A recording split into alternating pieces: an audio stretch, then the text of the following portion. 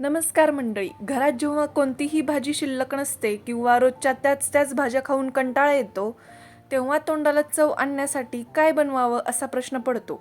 अशा वेळी अगदी 10 ते 15 मिनिटात तयार होणारी, जेवणाची चव दुप्पट करणारी आणि गावाकडच्या पद्धतीची झणझणीत शेंगदाण्याची आमटी हा एक उत्तम पर्याय आहे.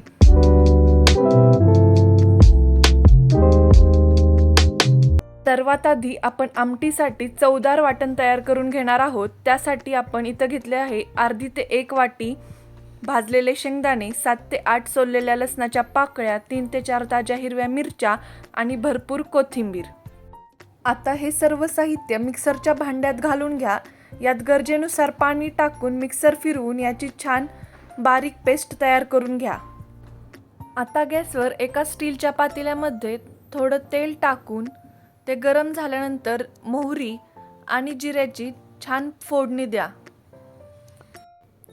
जिरे मोहरी तडतडल्यानंतर त्यामध्ये थोडी हळद आणि पचनासाठी थोडं हिंग घाला.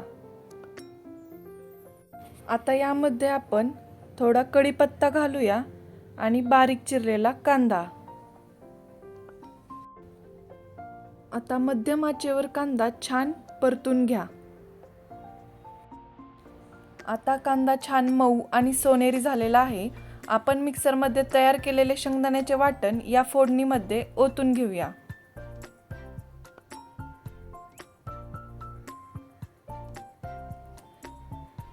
चमच्याने हे वाटण कांद्यासोबत 1 ते 2 मिनिटे मंद आचेवर व्यवस्थित परतून घ्यायचे आहे, ज्यामुळे लसूण आणि कच्च्या मिरचीचा कच्चेपणा निघून जाऊन आमटीला एक अप्रतिम खमंग स्वाद येतो.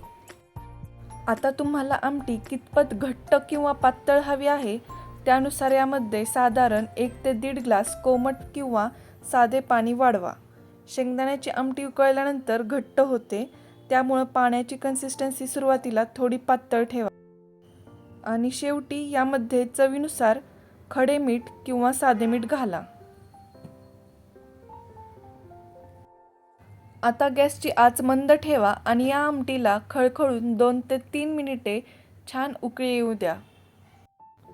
तर मग आपली गरमागरम चविष्ट शेंगदाण्याची आमटी तयार झाली आहे. ही सोपी रेसिपी घरी नक्की ट्राय करून बघा. रेसिपी आवडली असेल तर व्हिडिओला लाईक करा, शेअर करा आणि अशाच रेसिपींसाठी चॅनलला नक्की सबस्क्राईब करा. धन्यवाद.